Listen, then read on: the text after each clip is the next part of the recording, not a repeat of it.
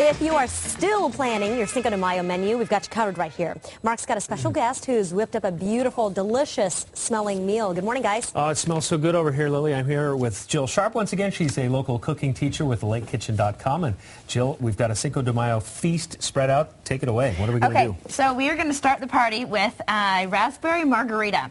And this is a little twist. I'm trying to make it as easy as possible. You take about a cup of raspberry jam. And I make homemade raspberry jam, but you could get just a jar at the store. A cup of lime juice. So pour that in your pitcher. And we're going to get about a tablespoon or so, about a half a lemon of lemon juice. And then, of course, the star of the show, the tequila. So we're going to get about a cup of tequila in there. Get the party rocking.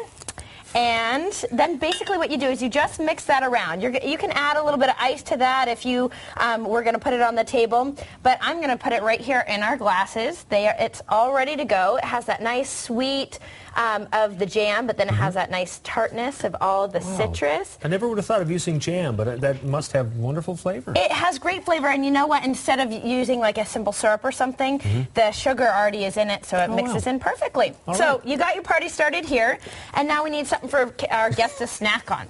I've taken, actually, this is a sombrero, dollar store, you know, really inexpensive, and I just cut up the top, so we have a little spot for our salsa here.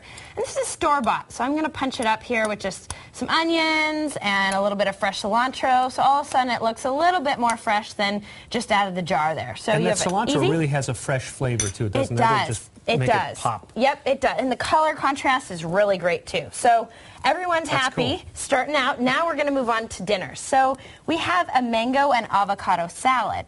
And what we're going to do, a quick thing, what I used is a champagne mango. These yellow guys, they're all over the stores these days. They're delicious. For our dressing, we're using lime juice and cilantro. Once again, we have cilantro. Cilantros and lime are very common in a Mexican cuisine. Going to add some olive oil just to kind of balance it out, about a fourth a cup of olive oil. And we're going to add a pinch of salt, a little shimmy shake of sugar, a crack of pepper.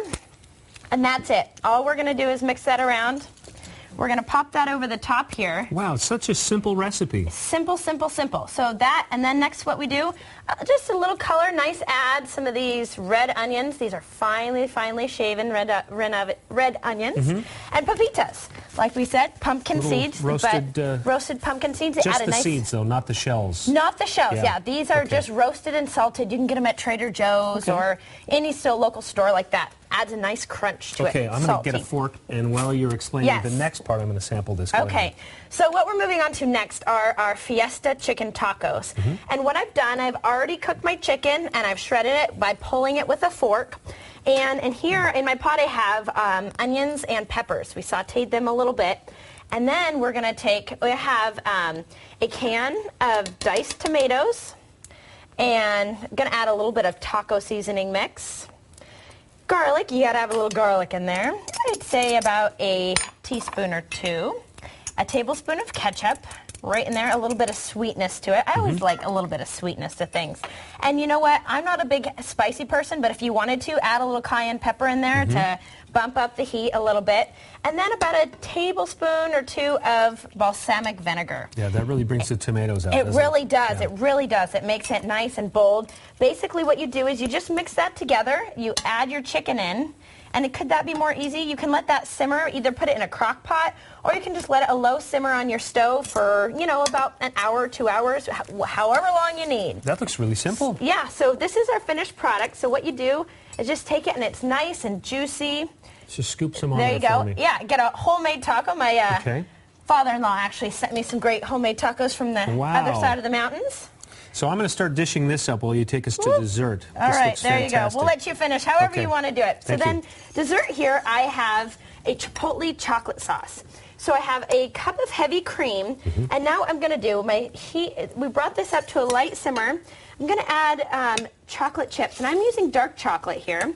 So add my chocolate chips. I'm using, this is where a little bit of spice comes in, a half a teaspoon of chipotle powder, and about 2 tablespoons, sweeten it up, and this is agave syrup, and you can get this all over the place.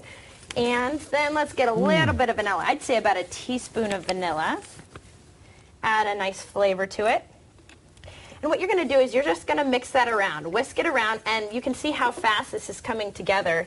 Just keep whixing, and all of this just melts right in, and you have a delicious caramel sauce. So what we have here is just vanilla ice cream, and we have toasted coconut and our pepitas again. And then just drizzle it over the top. So then you can take this, and you just drizzle it over the top there, add a little toasted coconut, and some of those pepitas, a little nice, the salt tea with it is perfect. Oh, that's cool. Yeah, you're ready to go. So, Jill, I've tasted secretly as you've been talking, sampling this stuff. It is fantastic. Good, good. Nice job as usual. So if Thank you've you. been trying to scribble down notes, we've got everything you need. All of Jill's recipes posted at Q13fox.com, and just click the food section of our lifestyle page. Thanks a lot. Happy Cinco de Mayo. Yes, happy Cinco de Mayo.